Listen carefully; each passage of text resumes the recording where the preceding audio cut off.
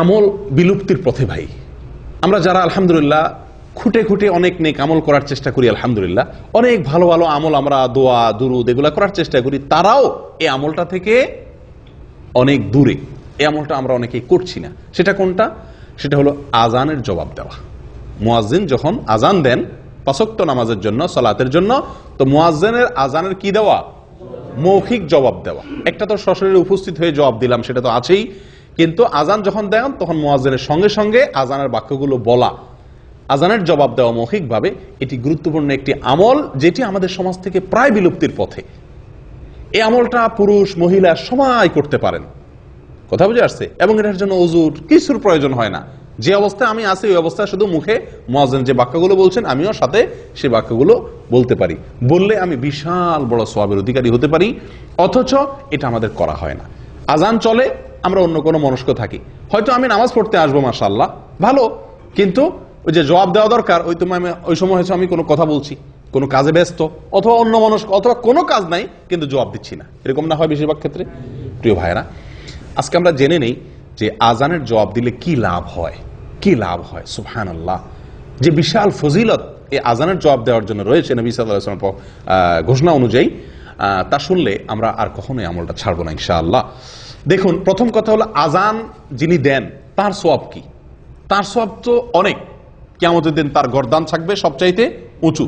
গর্দান থাকার অর্থ হলো সে সবার উপরে থাকবে। বুঝা আসছে কথা? সম্মানিত যে, এটা বোঝা যাবে। বুখারীর হাদিসে আসছে নবী সাল্লাল্লাহু আলাইহি ওয়াসাল্লাম বলেন, লাউ ইয়ালামুন নাস মা ফিন নিদা ওয়াস সাফিল আউয়াল লাস্তাহামু। মানুষ যদি জানতো আজান দেওয়ার ভিতরে কি মর্যাদা রয়েছে, মুয়াজ্জিনের জন্য কি মর্যাদা রয়েছে, যদি মানুষ জানতো, তাহলে লটারি করে মুয়াজ্জিন নিযুক্ত করতে হতো বিনা পয়সায়। মানুষ প্রতিযোগিতায় লিপ্ত হতো, লটারি করে ফ্রি আজান দেওয়ার জন্য মানুষ আসতো, যদি জানতো তার কি মর্যাদা। তাবরানীর এক হাদিসে আসছে নবী সাল্লাল্লাহু আলাইহি ওয়াসাল্লাম বলেছেন, ওয়া আজরুহু মিসলু আজরি মান সাল্লামা।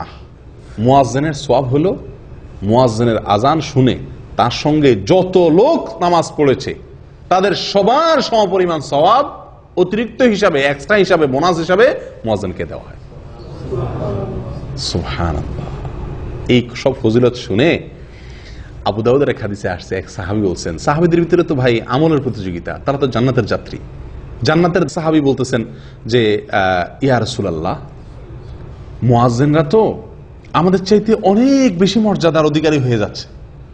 হ্যাঁ, আজান দিয়ে সব মসজিদ পড়তে সব লোকের সমাপন সব এক্সট্রা সে পেয়ে যাচ্ছে, আমার তো এটা পাওয়ার সুযোগ নেই, আর সবাই তো মুয়াজ্জিন হওয়ারও সুযোগ নেই।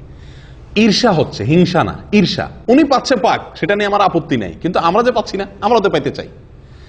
নবী সাল্লাল্লাহু আলাইহি ওয়াসাল্লাম তাকে বললেন, কুল কামা ইয়াকুলুন। তার মতো সওয়াব পেতে চাও মুয়াজ্জিনের মতো? উপায় খুব সহজ। কি করতে হবে? মুয়াজ্জিন যা বলে তুমিও তা বলো, তার সাথে সাথে জবাব দাও। মুয়াজ্জিন যখন আল্লাহু আকবার বলবে, পুরা পাড়ার সমস্ত মানুষ যারা আমরা শুনছি সবাই আমরা সঙ্গে বলবো কি? আল্লাহু আকবার। যখন মুয়াজ্জিন আশহাদু আল্লা ইলাহা ইল্লাল্লাহ বলবে, আমরা কি বলবো? আশহাদু আল্লা ইলাহা ইল্লাল্লাহ। যখন মুয়াজ্জিন আশহাদু আন্না মুহাম্মাদুর রাসূলুল্লাহ বলবে, আমরা কি বলবো? অনেকে মনে হয় সাল্লাল্লাহু আলাইহি ওয়াসাল্লাম বলে, না, কি বলবো এখানে? আশহাদু আন্না মুহাম্মাদার রাসূলুল্লাহ। স্বয়ং নবী সাল্লাল্লাহু আলাইহি ওয়াসাল্লাম এইভাবে শিক্ষা দিয়েছেন এবং সহিহ মুসলিমে আছে, ইযা ক্বালা আশহাদু আন্না মুহাম্মাদার রাসূলুল্লাহ ক্বাল আশহাদু আন্না মুহাম্মাদার রাসূলুল্লাহ। সহিহ মুসলিমের হাদিস। অর্থাৎ মুয়াজ্জিন যখন আশহাদু আন্না মুহাম্মাদার রাসূলুল্লাহ বলবে, এখানে সাল্লাল্লাহু আলাইহি ওয়াসাল্লাম না বলে হুবহু ওইটাই বলতে হবে, আশহাদু আন্না মুহাম্মাদার রাসূলুল্লাহ। দুরূদ পড়লে আপনি শেষে পড়বেন। এরপরে যখন হাইয়া আলাস সালাহ বলবে, তখন আমরা বলবো লা হাওলা ওয়ালা কুওয়াতা ইল্লা বিল্লাহ। যখন হাইয়া আল ফালাহ বলবে, আমরা বলবো লা হাওলা ওয়ালা কুওয়াতা ইল্লা বিল্লাহ। আল্লাহু আকবার বলবে, আল্লাহু আকবার বলবো, লা ইলাহা ইল্লাল্লাহ বলবে, আমরাও লা ইলাহা ইল্লাল্লাহ বলবো।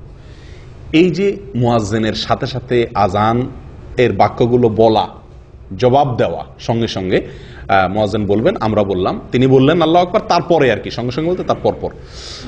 এটা বললে মুয়াজ্জিন যে পরিমাণ সওয়াব পাবেন, আপনিও সেই পরিমাণ সওয়াব পাবেন। এখন একটু চিন্তা করে দেখুন, হারামের মুয়াজ্জিন, মক্কার হারামের মুয়াজ্জিন আজান দিচ্ছেন, আর আপনি সে আজানের কি দিচ্ছেন? জবাব দিচ্ছেন। তিনি আল্লাহু আকবার বলছেন, বলে শেষ করছেন, আপনি আল্লাহু আকবার বলছেন। তার আজান শুনে কত হাজার হাজার মানুষ নামাজ পড়তে আসবে হারামে। তাদের নামাজের কি মান, কি কোয়ালিটি, কত ভালো মানুষ তার ভিতরে থাকবেন। এই সবাই সমপরিমাণ সালাতের এক্সট্রা সওয়াব আপনি পেয়ে যাবেন, শুধুমাত্র জবাব দিবেন।